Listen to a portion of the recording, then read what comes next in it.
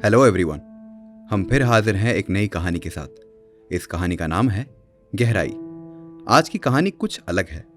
अलग इसीलिए क्योंकि ये वाकयात बाहर बड़ा ही सरल लगता है, मगर आज भी उसकी गहराई तक पहुंचने की कोशिश कर रहा हूं। कहानी के अंतिम भाग तक मेरी तरह आप लोग भी निर्णायक मोड़ पर पहुंच जाएंगे, मगर अगर दिल में उतर गई तो शायद ज़माने बाद तक भी इसकी गहराई में गोते लगाते रहेंगे। पिछले साल मेरे एक सहकर्मचारी की शादी में मेरी नमन से मुलाकात हुई। बिल्कुल अकेला, अपने में ही रहने वाला इंसान है। मैं ज़्यादा वक्त इन्हीं लोगों के साथ बिताना पसंद करता हूँ। लेकिन जिसकी शादी में गया था वहाँ बाकी सब लोग उसे नज़रअंदाज कर रहे थे। उसे कोई ख़ास फ़र्क नहीं पड़ा, मगर लोगों का उसके तरफ ये जो नज़रिया है, बस आज की कहानी वही है। नमन और विदिता, इन दोनों की शादी को लगभग 10 साल हो चुके हैं। उनकी एक 6 साल की बेटी है रिया। रिया जब तक 4 साल की थी तब तक सब कुछ सही था, मगर एक रोज के बाद नमन में कुछ तब्दीलियां दिखने लगी। पहले वो कतर में नौकरी करता था। करीब 10 साल अपने वतन से दूर रहने के बाद उसे अपने देश के प्रति कुछ ज्यादा लगाव हो गया, और इसी कारण से शादी के 4 साल बाद वो सब कुछ छोड़ छाड़ कर दिल्ली आ गया। उसके बाद रिया हुई और हंसते खेलते वक्त गुजरने लगा। विदिता इससे पहले एक MNC में कार्यरत थी। जब रिया 4 साल की हो गई, प्ले स्कूल जाने लगी और तब जाकर उसने फिर से नौकरी ज्वाइन करने का निर्णय लिया। दोनों अपने अपने काम में व्यस्त रहने लगे। स्वाभाविक तौर पर यह हुआ कि विदिता अब रिया के साथ कम वक्त बिताने लगी। उसके पास अपने परिवार के लिए अब सिर्फ शनिवार और रविवार के दिन थे। नमन क्योंकि वर्क फ्रॉम होम करता था तो रिया के साथ ज़्यादा वक्त वो बिताया करता था, और सिर्फ इसी कारण से ही विदिता वापस नौकरी ज्वाइन करने के लिए तैयार हो गई। नमन ने उसे भरोसा दिलाया कि वो रिया का ख्याल रख लेगा, लेकिन 4-5 महीने के अंदर रिया के हाव भाव बदलने लगे। उसके प्ले स्कूल वाली टीचर ने नमन को 1-2 बार रिया के इस बदलते हरकतों के बारे में बताया। उन्हें लगा शायद रिया को कोई मानसिक तनाव है। पहले तो उन्हें लगा क्या पता नमन और विदिता बहुत लड़ाई करते होंगे और उसका बुरा असर बच्ची के मानसिक सेहत पर पड़ रहा है। लेकिन एक शिक्षक होने के नाते वो अपना फर्ज बखूबी निभाना चाहती थी, और रिया को इस मानसिक तनाव से दूर करने के लिए उन्होंने पेरेंट मीटिंग में दोनों नमन और विदिता को बुलाया। दोनों को रिया के इस बदलते स्वभाव के बारे में कोई इल्म न था। दोनों चौंक गए। विदिता को लगने लगा कहीं उसके वापस नौकरी ज्वाइन करने से रिया पर यह असर तो नहीं पड़ने लगा है। वो गिल्टी फील करने लगी, क्योंकि बाप चाहे कितना भी प्यार दे, माँ की कमी माँ ही पूरा कर सकती है। उसने नौकरी हमेशा के लिए छोड़ने का निर्णय लिया, मगर नमन ने उसे फिर समझाया। नमन नहीं चाहता था कि विदिता जिंदगी भर हाउसवाइफ बनी रहे। वैसे भी दिल्ली जैसे शहर में अगर दोनों पति पत्नी कमा रहे हो तो जिंदगी आसान हो जाती है। इसके पीछे एक कारण उन लोगों का फाइनेंशियल कंडीशन भी था। रिया की पढ़ाई खासकर एक बहुत बड़ी जिम्मेदारी थी। उसने बहुत समझा बुझाकर विदिता को अपने ख्याल बदलने के लिए मना लिया। अपनी ओर से वो अब से रिया के ऊपर थोड़ा ज्यादा ध्यान देने लगा, लेकिन वो बच्ची पता नहीं क्यों नमन से दूर जाने लगी। जब नमन साथ होता था तो वो ठीक होने का नाटक करती थी, और जैसे ही अपने टीचर के पास पहुंचती वो बिल्कुल स्वाभाविक रिया बन जाती थी। उसके टीचर ने ये बात नोटिस किया और उन्हें लगा शायद नमन ही कारण है रिया के इस हालत का। इसलिए अब से उन्होंने विदिता से सीधे संपर्क करना उचित समझा। एक बार रिया से बात करते करते पता चला कि नमन किसी से हर रोज एक लैंडलाइन से बात करता है। पता ऐसे चला कि रिया ने अपने ड्राइंग बुक में लैंडलाइन पर बात करते हुए एक आदमी का चित्र बनाया। टीचर मैम समझ गई कि नमन का कोई अफेयर चल रहा है। उन्हें पक्का कुछ पता नहीं था, तो इसीलिए उन्होंने वो ड्राइंग वाली बात विदिता को बता दिया ताकि विदिता इस मामले की तहकीकात खुद कर सके। और जैसे ही वो ड्राइंग विदिता के सामने पहुंची, बस उसी दिन से उसका खुशहाल परिवार को किसी की नज़र लग गई। विदिता ने बार बार यही सोचा कि नमन आखिर क्यों चाहता है कि विदिता नौकरी कभी ना छोड़े, और उसका शक उस दिन यकीन में तब्दील हुआ जब उसे अपने घर के स्टोर में हूबहू वैसा ही एक लाल रंग का टेलीफोन मिला जो रिया ने अपने ड्राइंग बुक में ड्रॉ किया था। उसे बहुत बड़ा धक्का लगा। उसने कभी सपने में भी नहीं सोचा था कि नमन उसके साथ ऐसा करेगा। हुआ यूं कि अब रिया को भूलकर वो सिर्फ अपने साथ हुए इस विश्वासघात के बारे में सोचने लगी। उसे आज तक ये नहीं समझ आया कि वो लोग कतर छोड़कर वापस दिल्ली क्यों आए। अब वो नमन की कही हर बात को गौर से सोचने लगी, और अंत में उसने निर्णय लिया कि एक रोज उसे नमन को रंगे हाथों पकड़ना है।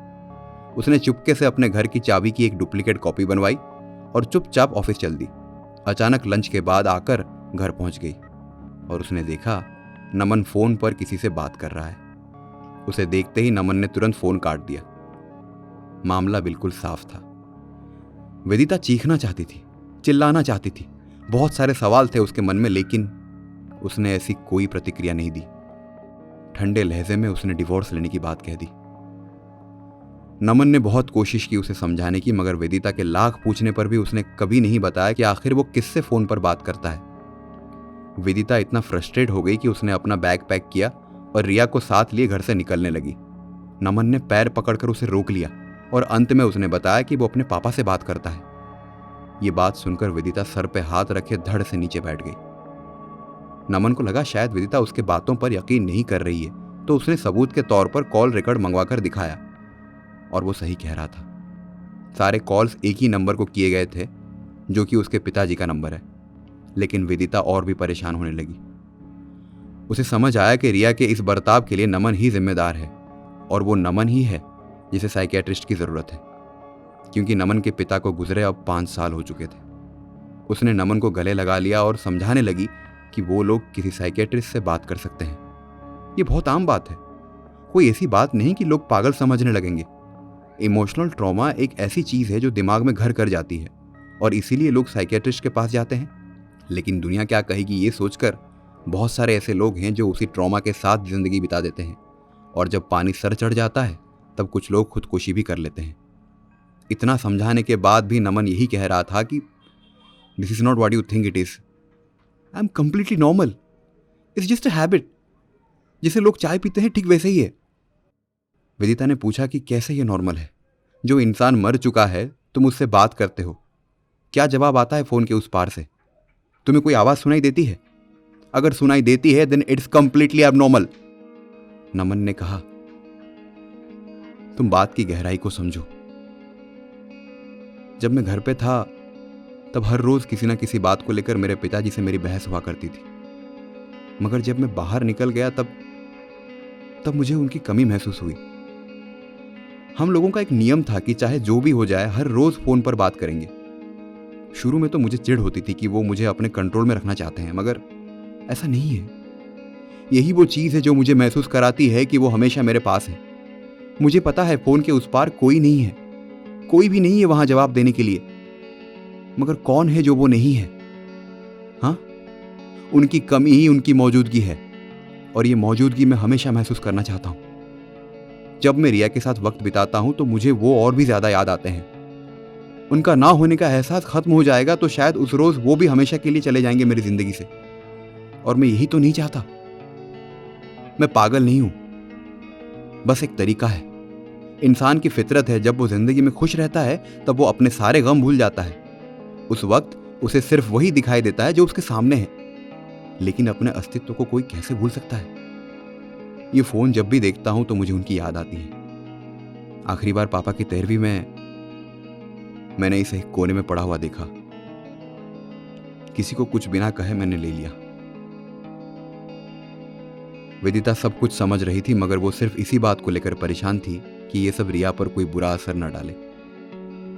उसने बहुत सोच विचार किया और अंत में निर्णय लिया कि अब से वो फोन स्टोर रूम में नहीं रहेगा, उसे घर के ड्राइंग रूम में रखा जाएगा, और वो तीनों यानी कि नमन, वेदिता और रिया अब से उस फोन के जरिए नमन के पिता से बात करेंगे। ये बात सुनकर नमन को बड़ा अचंभा हुआ, और उसे अचंभा होते हुए देख वेदिता ने पूछा, क्यों? अब तुम्हें ये नॉर्मल नहीं लगता? तुम कोई भी चीज छुपाकर करोगे ना, उसका हमेशा बुरा असर पड़ेगा। अगर तुम सही हो तो छुपाने की क्या जरूरत है? तुम्हारे इमोशन है ना, तुम्हारे बच्चों को तुम्हारे इमोशन देखने दो, तभी तो वो समझेंगे। लेकिन जब भी तुम कोई चीज छुपाकर करोगे तो उन्हें उसी चीज में सबसे ज्यादा दिलचस्पी होगी।